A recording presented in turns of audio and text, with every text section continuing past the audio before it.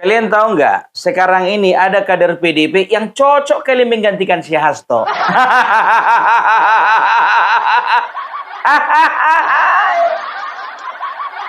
Kader PDIP. Asli pun loncatan. Dari mana pun Demokrat. Siapa namanya pun Ferdinand Hutahayan. Jadi Ferdinand Hutahayan kemarin ini loncat dari Demokrat, katanya dia tidak setuju dengan Undang-Undang Cipta Kerja karena Demokrat waktu itu menolak Undang-Undang Cipta Kerja, kan begitu. Nah, dia pindah ke kubunya Merah, kan begitu. Waktu itu Merah ini masih akrab lah sama Bapak Jokowi. Dan ternyata dia itu salah satu pendiri Barajepe. Tahu pendiri Barajepe kan? Pendiri Barajepe itu organisasi relawan yang kemarin mendapatkan amanat dari Bapak Joko Widodo untuk mendukung Prabowo Gibran 2 periode. Nah, tahu kalian diundang dia kemarin itu di CNN. Diundang dia di CNN untuk untuk mengomentari komentar dari Barajepe. Aku baru tahu kawan ini orang Barajepe. Kita dengarkan dulu. Kalau kita melihat bagaimana Bu Mega bicara tentang sebentar saya selesaikan. Bu Mega bicara tentang lingkungan, tentang solidaritas kemanusiaan, Pak SB bicara tentang global security. Kok Pak Jokowi bicaranya tentang 2 periode? Ini negarawan atau apa? Jelas saya harus mengatakan ini adalah sebuah kerakusan politik. Mau dibantah mau apa silakan saja, tapi publik akan melihat ini adalah bentuk kerakusan politik. Jangan rebutan. Jangan panas. Jangan panas. Ini menarik sekali. Karena ini Bung Ferdinand ini dulu tuh di Barajepe. Oh iya. Ya kan? Saya orang yang punya idealisme. Dia dulu Barajepe juga. Saya pendiri Barajepe juga. Ya, cuma pertanyaan saya dia berbelok ini apakah dia nggak kebagian karena kebagian kursi. Nggak kebagian apa-apa. Pak Jokowi, Bapak juga salah, Bapak. Kenapa Bapak nggak kasih sama dia? Bapak Jokowi ini kadang-kadang nggak adil loh. Udah capek-capek Ferdinand Hutahayan itu loh, Pak. Aku tahu sendiri kemarin itu ku tengok biar tahu Bapak bagaimana dia membela Bapak. Bapak sih nggak ngasih kursi sama dia. Pertimbangannya apa, Pak? Kok nggak dia dapatan gue? Pantas biar tahu kalian sebelakangan ini ngoceh terus dia. Menjelek-jelekan Bapak Jokowi. Ngoceh terus menjelek-jelekan Gibran. Brother, mulut itu kalau laki-laki, ya ingat laki-laki mulutnya cuma 1. Ya, cuma perempuan mulutnya 2. Maksudnya gimana bu mulutnya 2 bu? Maksudnya ya, kalau kita mau nyinyir ya, nyinyirnya itu nyinyir laki-laki dong, jangan nyinyir perempuan. Karena ku perhatikan dari kawan ini banyak kali blunder. Kan begitu ya. Jadi ada statementnya. Statement kawan ini mengenai ya Bapak Joko Widodo 2 periode di komentarnya negatif. Sekarang begini, Bapak Joko Widodo kan sekarang mengamanatkan kepada relawan, ya kan? 2 periode, ya kan? Sekarang begini, coba kalian berani gak kalian mengamanatkan kepada relawan kalian atau partai kalian? Coba umumkan dulu, ya. Umumkan dulu Puan Maharani ya Puan Maharani Wapres 2029. Prabowo Puan 2029 sah-sah aja sih sebetulnya kan. Ya Prabowo Gibran 2 periode nggak masalah. Bikin kalian Puan Maharani ya kan, Prabowo Puan 2029. Terserah kalian, Prabowo di situ terus 2029, terserah. Prabowo Adiana Pitupulu 2029 boleh. Atau sekalian Prabowo Ferdinand Hutahayan bikin 2029. Ya kan, itu dia. Kemarin biar tuh kalian di CNN ya ditanya pendebatnya nih, tanya. Emangnya kau itu sudah lebih baik daripada Gibran? Oh iya, saya lebih berkualitas dari Gibran. Saya lebih baik dari Gibran. Dari segi pendidikan juga saya lebih bermutu dari Gibran. Kalau memang lebih bagus kok dari Gibran, ya Jangankan jadi wapres. Kemarin kau mencalonkan diri menjadi menjadi anggota DPR, menggantikan Effendi Simbolon. Ada berhasil kau? Ada lolos kau? Enggak kan?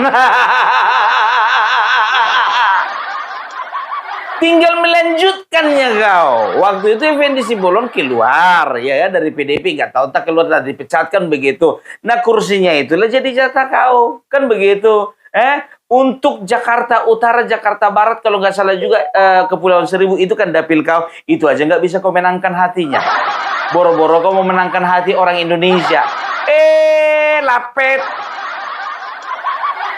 Dibilangnya kayak gitu. Saya lebih baik secara akademik daripada Gibran.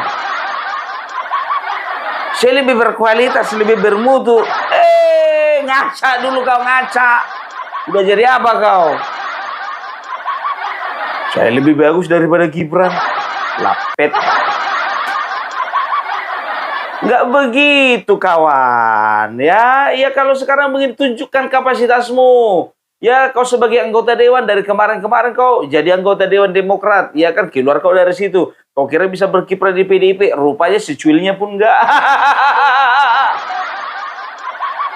Alah, yalah. Ku bilang sama kalian, ini orang ya suka kali blunder. Nih lihat ini. Perhatikan kalian ini. Aku bikin malu aja memang orang ini. Tuduhan Ferdinand Hutain dijawab langsung oleh Abang Ojol. Gibran gak usah lah sok-sok peduli dengan mitra ojol. Mengundang ojol ke istana wapres itu bukan bukti kepedulian terhadap ojol. Apalagi yang diundang itu ojol-ojol glowing. Tampaknya mereka ojol yang biasa pakai skincare ya. Entahlah. Mereka ojol kantoran. Enggak juga kantoran. Ini katanya nggak ada PSI, ini tukang apa? Dagang kembang sekarang loh. Aduh, ampun. Ojol asli bro. Asli dong. Ojol asli. Kumpul semua, ya yang diundang wapres kumpul semua. Udah dengar ya kan? Coba, jangankan menganalisa masalah negara ini, untuk menganalisa masalah ojol aja, kau gagal. Kau bilang kau lebih pantas daripada Gibran. Lebih pantas kau dari Gibran.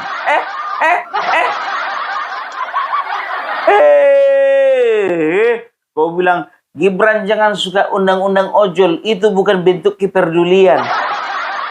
Kau udah apa rupanya kau bikin sama ojol? Udah apa rupanya kau bikin? Dan juga ternyata ojolnya adalah ojol palsu.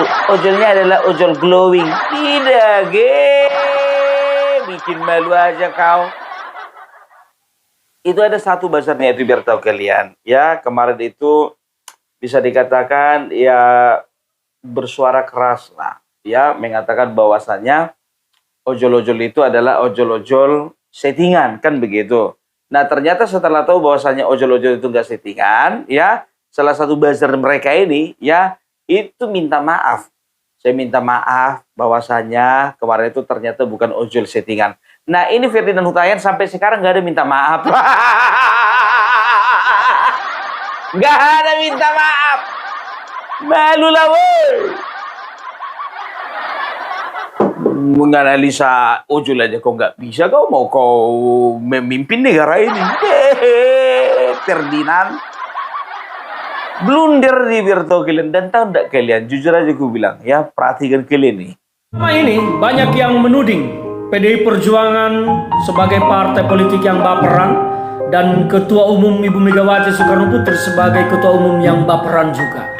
Mengapa demikian? Karena PDI Perjuangan tampak terlihat tidak kunjung bergabung dengan pemerintahan Pak Prabowo Subianto meski telah terjadi pertemuan beberapa kali. Tetapi hari ini sejarah telah mencatat bahwa PDI Perjuangan dan Ibu Megawati Soekarno Putri hadir ketika bangsa memanggil dan bangsa membutuhkan. Ibu Megawati menghadiri undangan Presiden Prabowo Subianto untuk mencari solusi soal kemelut bangsa yang sedang terjadi. Bu Megawati Soekarno Putri mendampingi Prabowo Subianto menyampaikan pernyataan yang untuk menenangkan dan menyelesaikan konflik yang terjadi di tengah masyarakat kita saat ini. Bu Megawati menunjukkan bahwa rakyat adalah yang paling utama dan bangsa adalah yang terutama. Dua hal ini tidak boleh diabaikan, maka PDI Perjuangan dan Bu Megawati Soekarno Putri meski belum bergabung dan tidak tahu akan bergabung dengan pemerintahan, tetapi hadir untuk menciptakan suasana kondusif di tengah masyarakat kita. Ini realita. Justru saya pertanyakan, di mana Jokowi, di mana Gibran Wakil Presiden, dan di mana Kaisang Ketua Umum PSI? Padahal itu adalah pertemuan ketua umum partai politik dengan Presiden Prabowo Subianto. Ini sejarah dan ini fakta bahwa PDI Perjuangan dan Bu Megawati Soekarno Putri bukan partai politik dan bukan ketua umum yang baperan. Ketika bangsa membutuhkan, ketika negara memanggil, PDI Perjuangan dan Bu Megawati hadir paling terdepan. Ketika ada kerusuhan, kalian juga hadir kan? Ternyata kebersamaan itu nggak berlangsung lama, Ferdinand. Hey Ferguson. Dengar kalian musiknya itu. Deng deng deng deng deng deng. Deng deng deng deng deng deng. Deng deng deng deng deng deng. Ferguson. Kau bangga-banggakan pertemuan. Kau kira kami semuanya bodoh? Kudu bilang sama kalian. Pertemuan waktu itu kemarin berjejer. Bapak Prabowo ada, Bapak Bahlil ada, Muhaimin Iskandar ada, Megawati ada, Bapak AHY ada. Itu pertemuan ya yang partainya ada di dalam parlemen. Ya, karena apa? Karena ya ada beberapa anggota-anggota DPR yang harus ditertibkan. Ya, yang harus ditertibkan. Ya, makanya diputuskan waktu itu ya seperti Nasdem menonaktifkan yang namanya si Sahroni Nafa Urbach. Setelah itu PAN menertibkan yang namanya Uya Kuya dan Eko Patrio. Kan begitu. Sementara PDIP sampai sekarang belum ada yang ditertibkan. Gak usah banyak ceritamu. Kalah apa? Di mana Kaisang? Kaisang emangnya partainya masuk parlemen. Nggak usah kau bodoh-bodohi. Orang bodoh nggak akan mampu membodoh-bodohi. Udah jelas-jelas. Kalau gitu jangan cuma kau tanya Kaisang. Di mana Anies Mata? Ketua Umum Partai Gelora. Di mana Amin Rais? Ketua Umum Partai Umat. Di mana ya anaknya si Haritano itu Ketua Umum Partai Perindo. Di mana Yusril Izzah Mahendra Ketua Partai Bulan Bintang. Oh enggak lagi ya? Banyak kali gayamu, suka kali kau menjaili keluarganya Bapak Jokowi ini. Nggak mutu kali orang kayak kau. Oh, dengan ya Megawati memikirkan bangsa ini tidak seperti Kaisang, tidak seperti Jokowi. Mana Jokowi, mana Kaisang, mana Gibran. Gak lama setelah itu dihabisinya kalian kan. Gak bisa lagi kau ngebacot. Gak bisa kau lagi bikin-bikin puisi diiringi dengan musik. Teng teng teng teng teng teng. Teng teng teng teng teng teng. Ala-ala Korea. Banyak kali blundernya kan. Orang kayak gini yang mau dipercayai. Alah.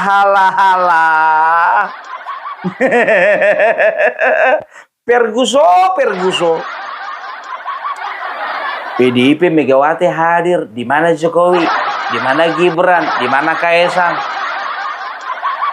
Gak mempan lagi kayak gitu-gitu biar tahu kau.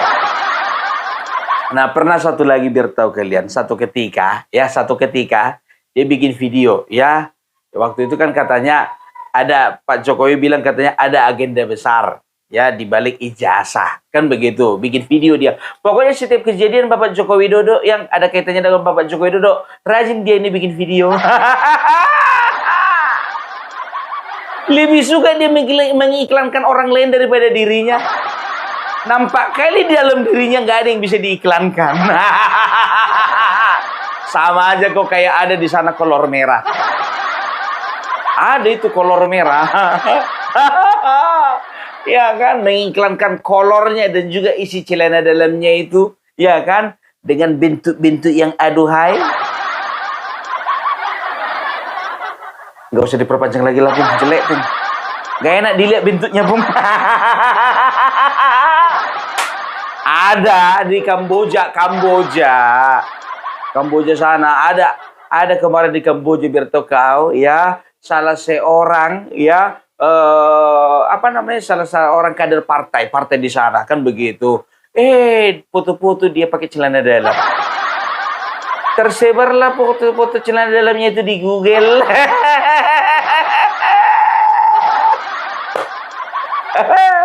Kenalnya kau itu samanya itu orang Kamboja.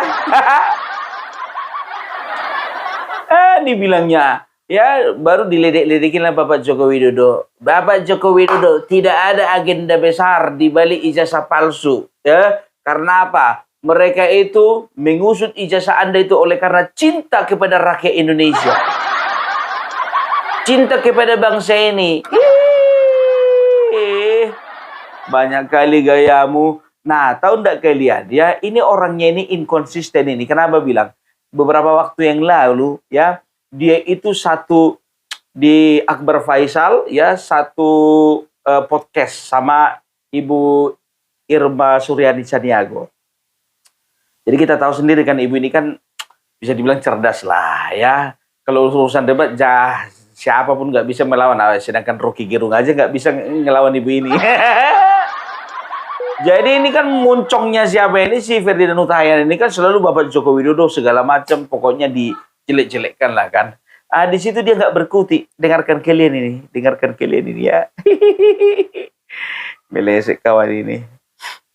Karena faktor-faktor ini yang dari publik masyarakat ini tidak akan bisa tenang sampai ini clear. Bahkan kalau sudah clear pun dengan Pak Jokowi, percaya sama saya berani taruhan setelah ini akan masuk ke soal ijazah Gibran. Karena tadi sudah bukan lagi murni soal menggugat kebenaran, tetapi pelampiasan amarah, pelampiasan dendam. Bagaimana memberikan efek balas dendam terhadap Jokowi, menghajar beliau secara opini, secara politik. Kalau secara hukum apa sekarang? Ada gak yang melakukan gugatan terhadap Pak Jokowi secara langsung?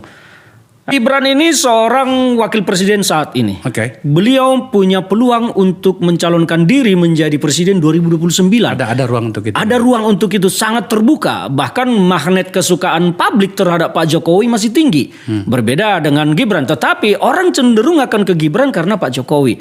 Nah, kalau Pak Jokowi yang dijadikan target untuk tanda kutip dirusak, maka karir politik Gibran itu akan selesai. Jadi saya lihat ada motif di sini untuk menghabisi karir Gibran, bukan menghabisi Jokowi. Sampai di situ. Saya melihatnya di situ. Analisa saya. Ya. Saya pernah ketemu Pak Jokowi karena saya mantan juru bicaranya, dan saya pernah tanya soal ini. Oke. Saya bilang, Pak, kenapa sih Bapak nggak jawab ini gitu? Kenapa Bapak nggak laporkan balik ya semua orang yang menghujat Bapak? Beliau bilang, Bu Irma, semasih mereka hanya sekedar mengatakan saya jokodok, mengatakan saya anak PKI dan lain sebagainya, saya nggak peduli, saya kerja aja untuk rakyat. Tetapi ketika mereka sudah menyentuh tubuh saya, menyakiti anak saya dengan fisik, secara fisik, atau istri saya secara fisik, atau rumah saya lah dilemparin batu misalnya begitu, saya pasti akan bertindak secara hukum. Itu disampaikan beliau ke saya. Gitu. Saya nggak ngerti sebesar apa kesabaran itu gitu loh. Dan itu yang mau ditiru Prabowo, tapi Pak Prabowo kan nggak mampu untuk bisa sesabar itu gitu. Nah, dia jawab seperti itu. Nah, soal asli atau palsu kan institusi sebesar UGM sudah menjawab, KPU sudah menjawab. Terus apa lagi? Yang mau dicari apa sebenarnya? Coba tampilkan. Juga tanya juga soal Gibran loh, ini Ferdinand. Saya bilang, ini menurut Bapak bagaimana pendapat Bapak terkait masalah misalnya lapor Pak kemarin itu? Saya tanya gitu. Terus Pak Jokowi jawab, saya itu sudah menyerahkan Gibran itu kepada Indonesia.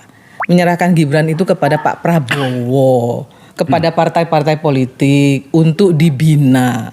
Saya bahkan mengatakan kepada Gibran, ojo kemajon. Apa maksudnya?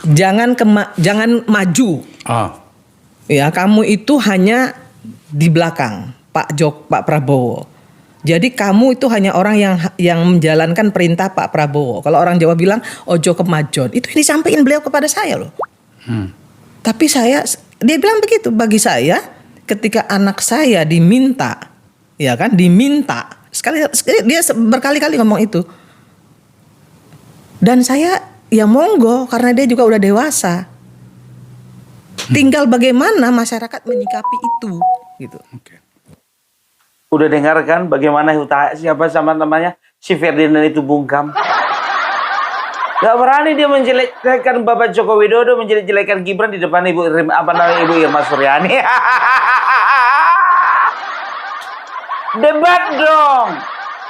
Masa di situ dipuji bahwasanya akan ada yang ingin mendowngrade Bapak Gibran karena mereka tahu kekuatan Bapak Gibran itu ada kemungkinan besar 2029 akan menjadi calon presiden. Bikin malu kau kalau sendiri kau berani kau. Tiba ada jumpa sama mama nggak berani kau ngomong. Mananya? Bikin malu aja kau. Nggak ngerti aku. Jadi memang ku perhatikan, jujur aja lah ya. Kalau bicara tentang PDIP sekarang ini, ya heran aku ngeliat orang ini. Gibran yang jadi wapres, orang ini yang sewot. Orang ini yang sewot. Sesakit-sakit hatinya pendukungnya Anies Baswedan, lebih sakit lagi orang ini. Lebih sakit lagi perasaan orang ini ku tengok. Ya mana mau dibilang perasaannya kan si Gibran yang dulunya anak ingusan yang mereka pikir Gibran itu anak ingusan, ternyata jadi pemimpin di negara ini. Gibran yang tadinya anggota mereka yang mereka pikir bahwasannya Gibran itu adalah anak kemarin sore, ternyata itu yang menjadi wakil presiden. Mereka selama ini ngerasa jumawa bahwasanya ya PDIP ya bisa mencalonkan sendiri dan akan menemukan calon wakil presiden terbaik. Majulah ini yang namanya Ganjar Pranowo dan juga Mahfud MD. Coba bayangkan kalian, nomor urut 3 terbelakang. Mananya itu solid. Kita akan menangkan satu periode, satu putaran. Itulah semangatnya Mbak Megawati, ya kan? Nyatanya opo. Jadi udahlah, ya hak orang itu mau menyatakan mendukung Prabowo Gibran 2 periode, terserah orang, kan begitu. Ya bikin kau sendiri, ya kan? Prabowo Puan 2029 ya kalau ada percaya dirimu. Kalau PD kau bikin. Bikin kalian. Gak usah banyak kali cerita, ya itu hak. Ya apalagi seorang relawan, ya. Kalau misalnya relawan itu dia berpikir untuk mendukung 2 kali nggak ada masalah. Ya kan? 3 kali baru ada masalah. Nggak mungkin lah 3 kali, ya kan? Dukung Prabowo Gibran 3 kali. Itu baru inkonstitusional itu. Tapi kalau dibilang katanya 2 kali Prabowo Gibran, oke. Yang kemarin kan berapa kali gue bilang sama kalian ya. Bahlil pun sudah mengucapkan bahwasanya ya Gibran ini adalah proposal daripada semua ketua partai. Ya, jadi ada kemungkinan siapa calon wakil presidennya, ternyata Gibran lah yang paling menarik perhatian. Gitu. Sakitnya ngeliat orang senang ya. Ya, itu aja lah dulu Ferdinand. Jangan kebanyakan jangan kebanyakan blunder kau. Malu kita, malu. Oke? Itu aja dulu dari Pumpar Belak. Salam NKRI, NKRI harga mati.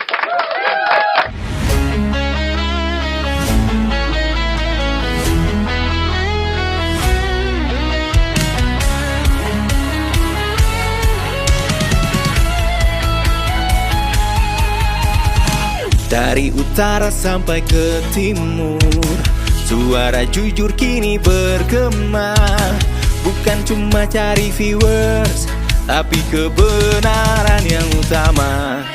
Melawan hoaks dengan fakta, cerdaskan bangsa kan menjadi nyata. Satu nusa, satu bangsa, bersatu lawan penjajah logika.